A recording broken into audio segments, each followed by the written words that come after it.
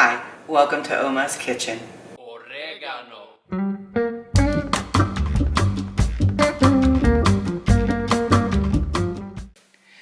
Today let's talk about making a vegetable bean stew.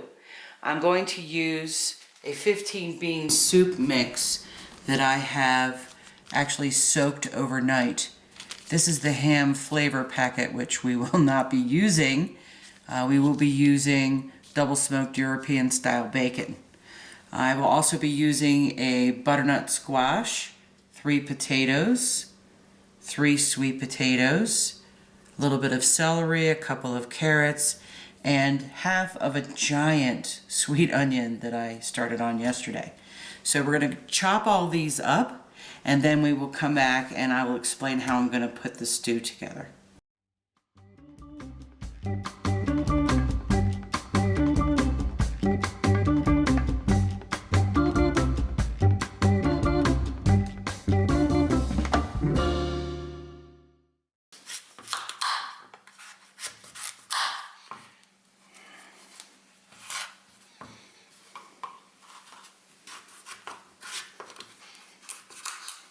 Butternut squash is hard as a rock.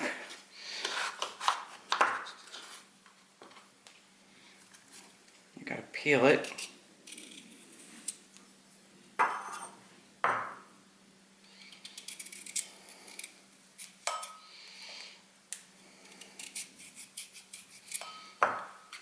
It smells like pumpkin. Yeah. It's great in stews though.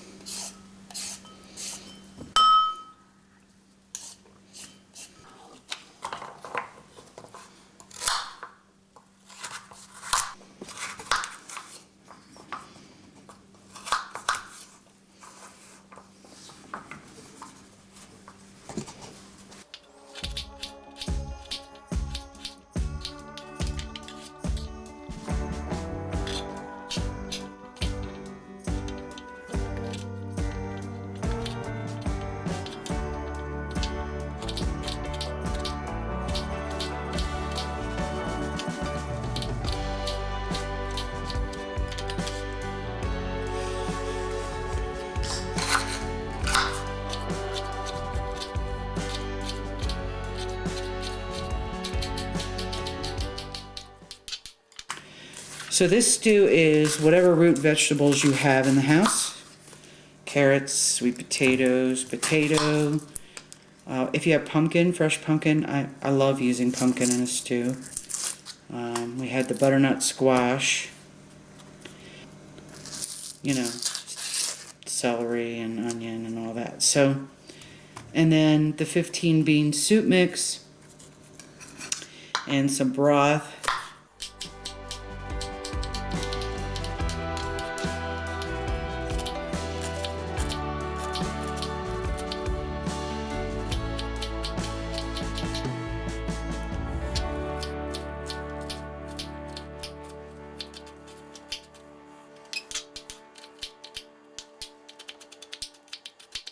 European style bacon, which is double smoked. You can smell the actual wood smoke on it. I'm going to use this, I'm going to render it and chop it up and use this in my stew as opposed to the mostly soy and maltodextrin ham flavoring that came with the soup mix. So I'm going to go ahead and, you don't have to have a wok, just a big frying pan. I'm going to go ahead and fry off this bacon over medium heat. And I'm going to toss the ham packet. I'm going to turn it up a little bit.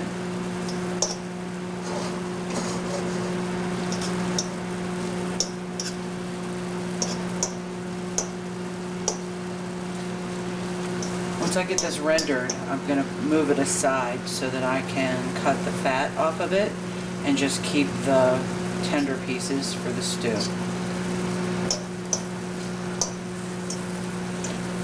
Do you know what rendering means? Cook off all the fat. Yeah, well, what you're doing is you're processing the fat down into a liquid or cooking it away.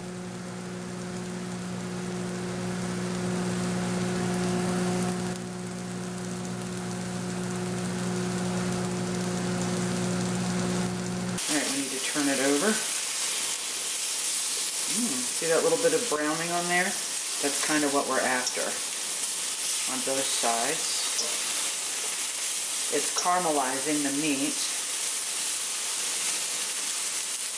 so we can use it and provide this caramelized ham bacon flavor through the stew. You'll notice there's fat mixed in with the meat, but there isn't a lot of excess fat in the pan. It looks like a fatty meat when you first put it in the pan, but it's really not that bad. So we'll let that go for another moment.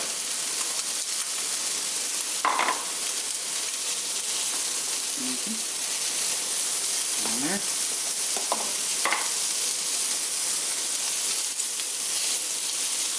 We don't want it to burn, but we do want it caramelized. So a little bit of whipped vegetable oil, which is what margarine is, will help. Turn that down. We're going to move it over and let it cool a little bit so I can remove the fatty areas from it and chop it up. So that's what that's about. It smells good, doesn't it? Yeah.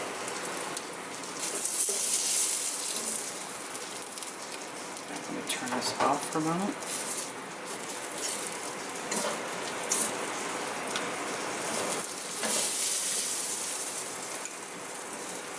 Okay. There. So now what we have is this caramelization in the pan. You'll see that. It may look, oh no, it's burnt. No, my dear, that's the flavor.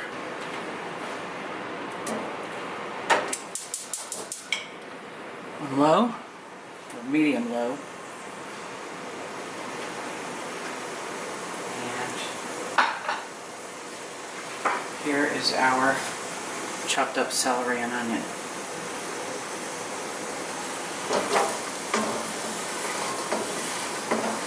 The caramelization from the meat will help to flavor the onions and celery. We'll let those cook for a moment. Mix them through there. See that? Yeah, our brown coming off there. Oh my God, that's gonna taste so good in the stew. So make a layer of those. And on top of that, we put all of our cut up potatoes, squash, and carrots.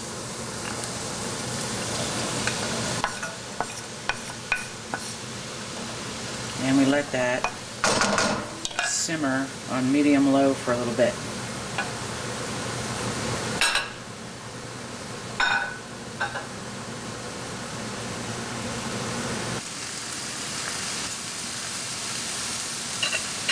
Okay, and I'm just going to get it into smaller bits. That smells wonderful. And I'm going to add it to the veggies. And I'm going to leave a lot of the fat behind.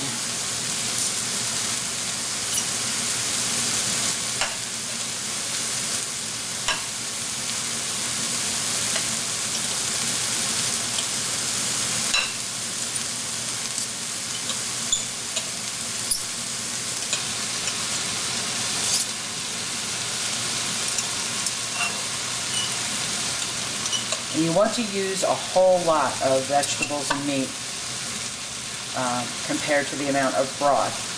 The thickness or amount of stuff in it is what separates a stew from a soup.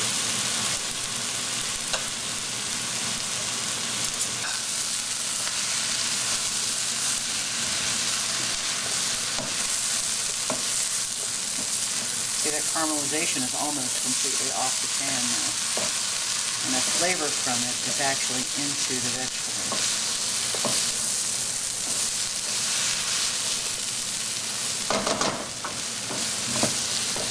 Isn't that pretty? Mm-hmm. So this is my trusted old friend, my Crockpot.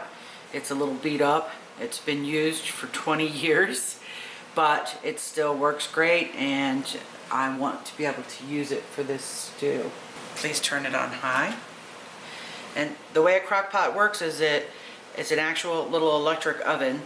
The metal part around the outside gets very hot, okay, and that actually heats up the ceramic insert.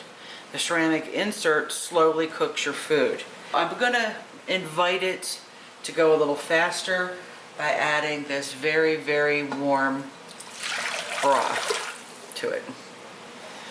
Okay, and now we've got it turned on high, so now I have rinsed the beans from the 15 bean soup mix and then soaked them overnight. What I'm going to do is drain them and rinse them again in my colander and then add them to the pot.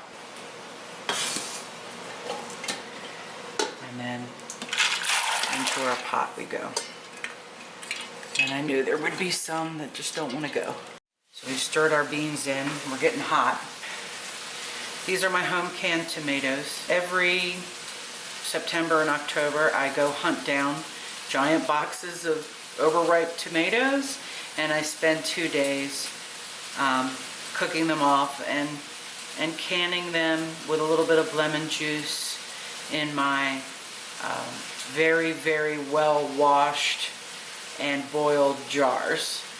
You can just buy some canned crushed tomatoes at the store if you like. We certainly like the flavor of the homemade ones, but it won't change the flavor of your stew very much, the difference between the two. And that's just heaven right there. And it goes. Look at those veggies. They're gorgeous. No, they are not done. The potatoes and sweet potatoes are still a little bit hard. That's okay, because they're going to boil in the crock pot. So, in they go. See if I can do this for the camera angle.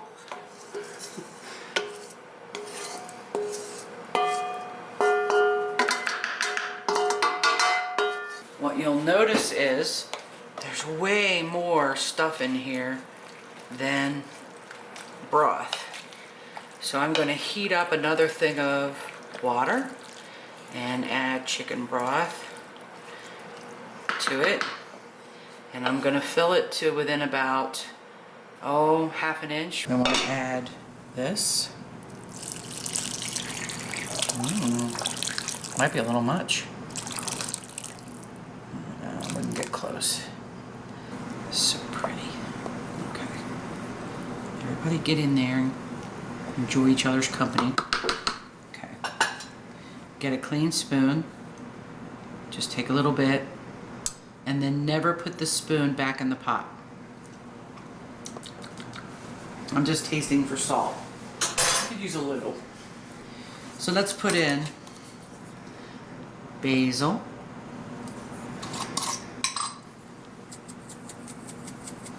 You'll notice I'm not measuring. I'm not measuring because, you know, a little of everything is fine. Onion powder.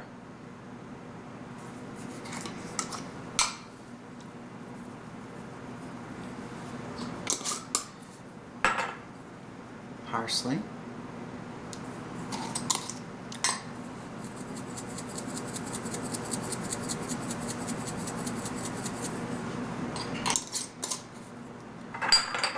Used. Salt. Oh, should I just point it at you? Salt.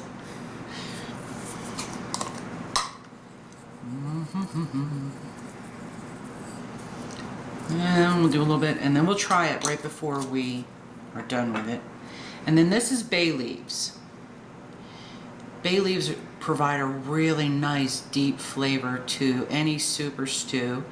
Just the flavor continues to be added after you're done cooking it. So don't eat the bay leaf, just remove the bay leaf when it's done cooking before you serve your stew. So I'm going to add, I have pieces in here. So let me add 2 pieces, and I will hunt them down when the stew is over, when it's done cooking. It's not the one I wanted. Oh goodness. This is the one I wanted. So the equivalent of about a large bay leaf in there. Okay.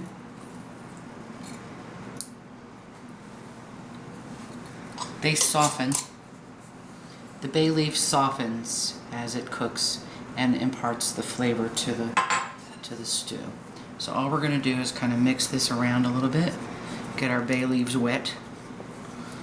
Okay, keep them kind of in the center where I want them. There.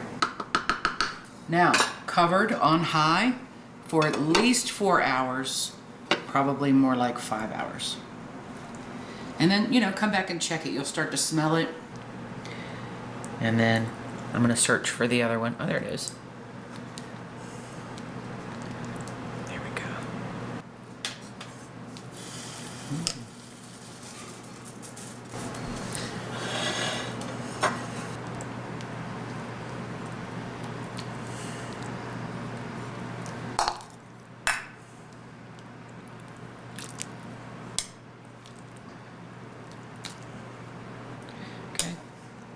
There we have it. Beautiful stew. And I'm serving it with some oranges, avocado, and cheese.